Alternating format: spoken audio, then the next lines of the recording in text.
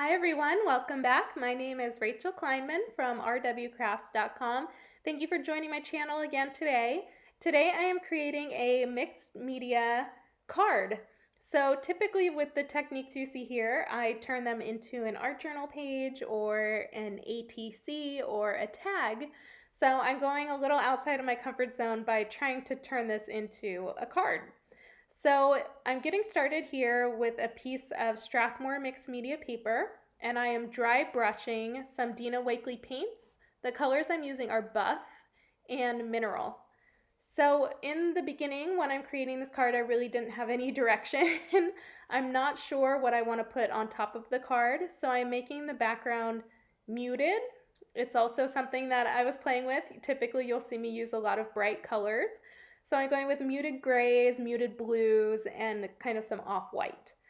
So the paint has dried and I've gone over the piece of paper with an embossing buddy. This removes any possible static from the paper.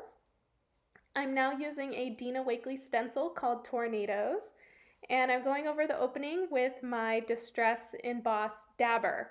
So this leaves like a sticky residue that my embossing powder will now stick to. So the color I'm using is called Weathered Wood. It's another color from the Distress brand. And you can see it only sticks to the parts of the stencil that was showing. And I'm tapping off all the excess, and then I use that handy dandy piece of paper to pour all the powder back into the jar. So now I'm hitting it with my heat tool. What this is doing is melting the powder. You can see it's all done because now it's shiny. So it's melted and ready to go. So now I'm going to use some texture paste over the stencil that you see here. This is a Faber-Castell stencil. I'm changing the color of the texture paste by just adding a small drop of black acrylic paint. So you can use any color paint you have with white texture paste to change the color. So I highly recommend buying texture paste in a white and then use the tools that you have on hand to change the color to any color that you want. So now that my texture paste has dried, I did hit it with a heat tool. I'm trying to enhance the different textures and layers that you see there by rubbing some antiquing cream. You could also rub a small amount of acrylic paint on there too to get a very similar effect. And then of course I love my splatters, so I went over it with just hit it with some dots of black mist tool. So I'm still not positive the direction that this card is going to go, but I do know that I want to use this awesome new stamp from Stampotique. This cool girl is called Algae. She is a brand new release from September 2020, Stampotique release. And this also matches with the current Stampotique challenge for the beginning of September, which is to use your girl stamps. So I'm doing a very quick coloring here using my Faber-Castell polychromo pencils.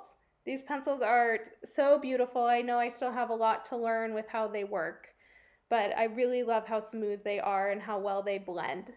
So you can see I did fussy cut her out. I used my Cutter Bee scissors. They are my favorite scissors, one of my most used supplies that I own. So she is already cut out. I have this piece of, it's like a twine burlap sort of thing, and I dyed that. And now you can see I've sprayed a chipboard shape with a couple of Dina Wakley sprays. So the only color that's really on this card is that touch of orangish yellow. And the rest of it you can see continues to be the muted grays and the muted blues. But I really like how that yellow pops, especially with that big BU chipboard shape. So I'm kind of skipping over me just attaching. So at this point I'm just gluing things down. I added a little adornment button there.